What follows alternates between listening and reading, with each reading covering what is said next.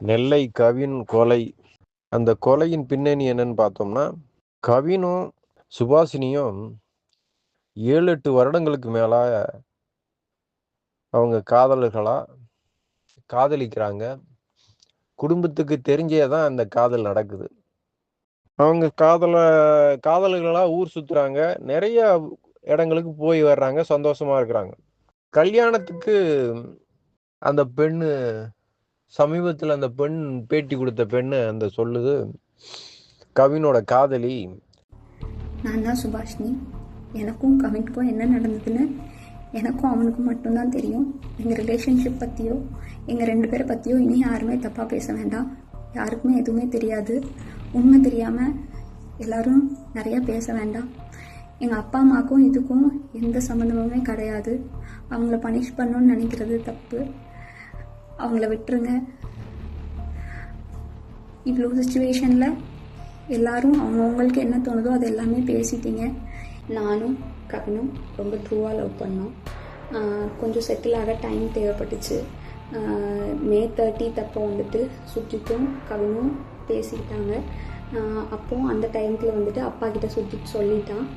அப்பா வந்துட்டு இந்த மாதிரி லவ் பண்ணுறியான்னு என்கிட்ட கேட்டப்ப, இல்லைப்பா நான் லவ் பண்ணல அப்படின்னு சொல்லிட்டேன். ஏன்னா கவின் என்கிட்ட டைம் கேட்டிருந்தான். இன்னொரு 6 months கழிச்சு சொல்லு ப்ளீஸ் அப்படின்னு சொல்லியிருந்தான். அதனால வந்துட்டு நான் வந்துட்டு அப்பா கிட்ட அன்னைக்கு சொல்லலை.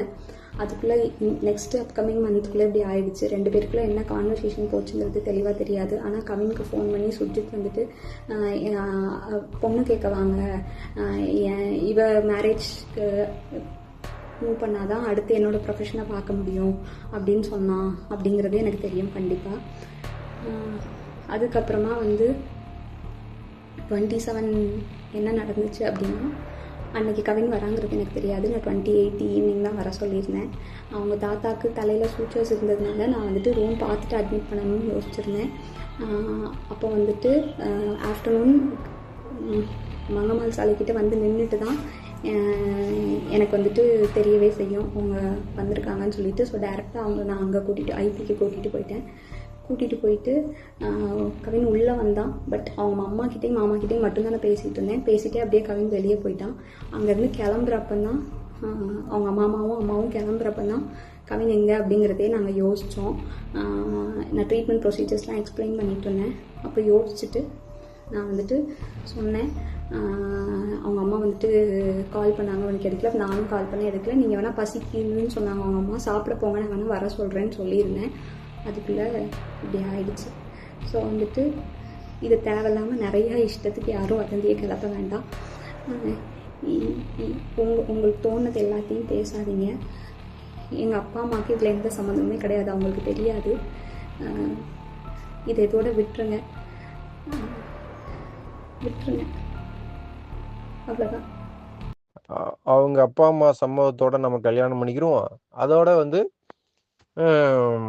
இன்னும் ஒரு 6 மாதம் எனக்கு டைம் வேணும்னு கவின் கேட்டதாகவும், அதனால தான் இந்த 6 மாதம் லேட்டு. இல்லைன்னா நாங்கள் இந்நேரம் திருமணம் முடிச்சிருப்போம், கல்யாணம் பண்ணியிருப்போம் அப்படின்னு சொல்லி எங்களுக்கு கல்யாணம் முடிஞ்சிருக்கும் அப்படிங்கிற மாதிரி அது பொண்ணு சொல்லுது.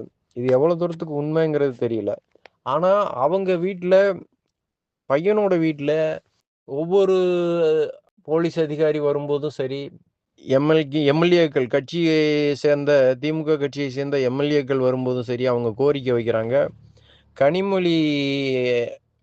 கனிமொழி அவர்கள் வந்தப்போ கூட அவங்க கோரிக்கை வைக்கிறாங்க, நியாயமான முறையில் எங்களுக்கு நீதி கிடைக்கணும் இந்த வழக்கில், அதே மாதிரி குற்றவாளிகளை கைது செய்யணும் அப்படின்னு சொல்லி அவங்க அப்பா அம்மா பேரையும் சேர்த்து சொல்லி அந்த பொண்ணோட அப்பா அம்மாவையும் கைது பண்ணணும். அவங்களுக்கு அவங்க அரசாங்கத்தில் போலீஸ் அதிகாரியாக இருந்தாலும் அவங்களுக்கு அவங்க பதவி போகும்படியா இதற்கு தண்டனை கொடுத்தா தான், பதவியை போக செஞ்சா தான் அது தண்டனை கொடுத்த மாதிரி அவங்க நினைப்பாங்க. இல்லைன்னா இது போல குற்ற சம்பவங்கள் நிறைய தொடர்ந்து நடந்துகிட்டே இருக்கும் அப்படிங்கிறதான் அவங்க முன்வைக்கிறாங்க. அப்ப நம்ம பார்க்கும்போது அந்த கனிமொழி அக்காட்ட சொல்லும் போது சொல்றாங்க, தொடர்ந்து இது மாதிரி சம்பவங்கள் நடந்துகிட்டு இருந்தா, இங்கே ஏற்கனவே இந்த மாவட்டங்கள்ல இது போன்ற சம்பவங்கள் நடந்தா அதற்கு பழி வாங்கும் நடவடிக்கையாகத்தான் திரும்பி அந்த பையன் கொலை பண்ண பையன் திரும்பி ஜெயிலுக்கு போய் எத்தனை வருஷம் கழிச்சு திரும்பி வந்தாலும் அவன் திரும்ப கொல்லப்படுவான். இதுதான் இங்க பழிக்கு பழி வாங்க நடவடிக்கை மாதிரி தான் இது தொடர்கதையாத்தான் நடந்துகிட்டு இருக்கு. ஆனா இதுக்கு ஒரு முற்றுப்புள்ளி வைங்க அப்படின்னு சொல்லி அவங்க சொல்றாங்க. இல்லைன்னா நாங்களும் அதே வழியில தான் போக வேண்டியிருக்கும் அப்படின்னு அவங்க கனிமொழிகிட்ட இந்த இந்த விஷயத்த சொல்றாங்க. ஆனா கனிமொழி அதை வந்து சாதாரணமா கேட்டுட்டு நம்ம தீவிரமான நடவடிக்கை எடுப்போம் அப்படின்றத மட்டும் அவங்க பதிவு செய்றாங்க. ஆனா இது அதோட முடிஞ்சிற மாதிரி எனக்கும் தோணல. இது அவங்க சொல்ற மாதிரி அந்த பையனோட வீட்டுல சொல்ற மாதிரி இன்னும் தீவிரமான நடவடிக்கை இருக்கணும். அதாவது இதுக்கு மேல இந்த மாதிரி தவறுகள், குற்றங்கள் செய்யறதுக்கு அந்த இளைஞர்கள் வந்து முற்படக்கூடாது, பயப்படணும். இந்த மாதிரி சம்பவங்கள் செய்யறதுக்கு. அதுவும் கொலை வரைக்கும் அவன் வந்து கொலைங்கிறது ஏதோ சர்வசாதாரணமா போய் பெட்டி கடையில வாங்கிட்டு வர்ற ஏதோ ஒரு பொருள், வேட்டு கூட வச்சுக்கோமே, வெடின்னு கூட வச்சுக்கோமே, அந்த வேடியை வாங்கி கொண்டாந்து போட்டு வெடிச்சிட்டு அப்படியே போற மாதிரி அவன் நினைச்சிட்டு இதை செய்யற மாதிரி தோணுது.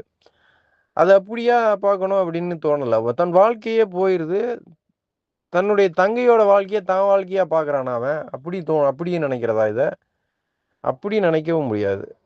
இது தங்கை வாழ்க்கைக்காக தன்னுடைய வாழ்க்கைய தொலைச்ச இளைஞர்கள் அப்படின்ற மாரி எல்லாம் பார்க்க முடியாது. இது ஒரு மான பிரச்சனை. ஏன் நான் வந்து பெரிய ஜாதிக்காரன் அப்படிங்கிற அ ஒரு நோய் இருக்கு இல்லையா? அந்த நோய் தான் இந்த மாரி ஆளுங்களுக்கு தொடர்ந்து பத்திக்கிட்டு இவங்கள வந்து வாழ விடாம நிலைகுலைய செய்யுது.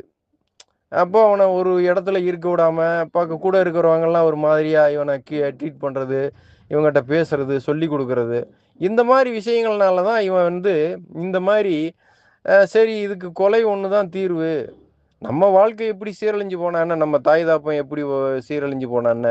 மான மரியாதை போனா என்ன? அவன் என்ன இத மரியாதையா, கௌரவமா நினைக்கிறான்னா, தன்னுடைய ஜாதிக்காரங்க தன்னை வந்து கீழ்த்தரமா பேசி நம்மள ஒதுக்கி வச்சிருவாங்களோ அப்படிங்கிற மனநிலையில இருக்கிறான் அவன். அப்போ அதுக்காகத்தான் அவன் வந்து எப்படியாவது இதுக்கு ஒரு முற்றுப்புள்ளி வைக்கணும் அப்படின்னு நினைச்சுதான் இதை செய்யணும்னு நினைக்கிறான். ஆனா அது பின்னால என்ன நடக்குங்கிறத இவனுக்கு தெரியவே இல்லை. எப்படின்னா பின்னால வந்து இந்த தன்னுடைய குடும்பமே சீரழிஞ்சு போயிடும். இது பெத்த தாய் தகப்பன் உடந்தையா இருந்தா அவங்களுக்கும் தண்டனை கிடைக்கும். அதாவது அரசாங்க தீவிரமா நடவடிக்கை நேர்மையாக உண்மையாக நடவடிக்கை எடுத்தா விசாரணை கமிஷன் அப்படின்னு சொல்லாம சிபிசிஐடி அப்படின்னு சொல்லாம நேர்மையா விசாரணை நடத்தி 90 நாட்களுக்குள்ள இதற்கான நீதி கிடைச்சு அவங்களுக்கு வாழ்நாள் சிறை கிடைச்சா இதை தண்டனையை எடுத்துக்கிட்டு வந்து ஒரு சிலர் திருந்துறவங்களும் உண்டு. இது மாறலாம். ஆனா இந்த பழிவாங்கப்பட்ட பாதிக்கப்பட்ட குடும்பம் என்ன செய்யும்? திரும்பவும் ஒரு முறை வந்து இந்த கொலை குற்றவாளிகள் ஜெயிலுக்கு போயிட்டு எத்தனை வருஷம் கழிச்சு வெளியே வந்தாலும் அவங்கள கொலை பண்ணணும்னு நினைக்கும். அது அவங்களுக்கு ஈர்ப்பு கொள்ளாது. காரணம் என்னன்னா, தான் குடும்பத்துல இவ்வளவு பெரிய இழப்பு ஏற்பட்டுருச்சு. தனக்கு நிம்மதியே இல்லாம அவங்கள எப்படி நிம்மதியா வாழ விடுறது? அப்படிங்கிற மனநிலை அவனுக்கும் வந்துடுது. அப்ப அத துணிஞ்சுதான் செய்ய முற்படுறான். அந்த குடும்பத்த பழிக்கு பழி வாங்கணும். அந்த குடும்பத்துல ஒருவர் கூட உயிரோட இருக்கக்கூடாதுன்ற மனநிலைக்கு ஆட்படுறான். அதனால அவங்கள பழிக்கு பழி வாங்கிடுறான். இது வந்து மற்ற மாவட்டங்கள் இருக்கிறத விட தென் மாவட்டங்கள்ல குறிப்பா திருநெல்வேலி, தூத்துக்குடி மாவட்டங்கள்ல அதிகமா இருக்கு.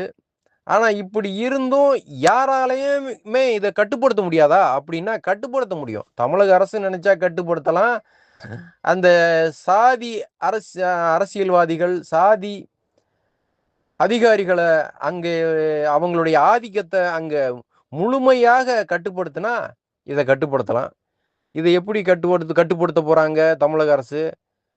கடந்த 4 நாளாக வந்து போராட்டம் நடந்துட்டு இருந்துச்சு.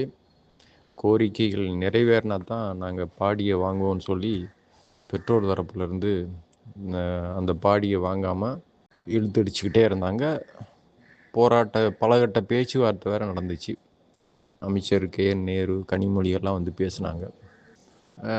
அரசு தரப்புடைய பேச்சு நிறைவு பெற்று அவங்க பெற்றோர்கள் இந்த பாடியை இன்னைக்கு காலையில் வாங்கிக்கிறாங்க. அதோட இந்த பிரச்சனை இதோட முடியுதான்னா முடியல.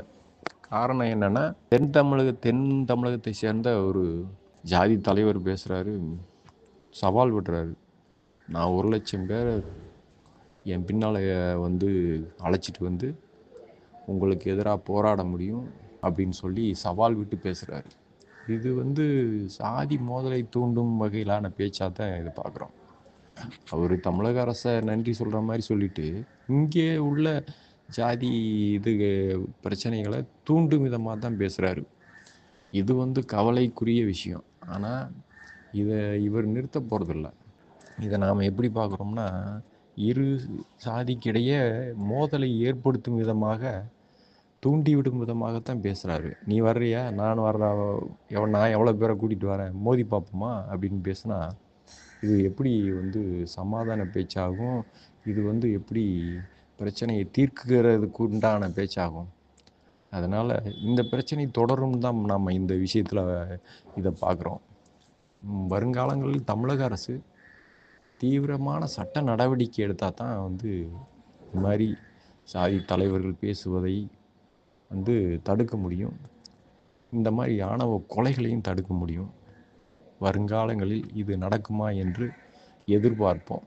நன்றி.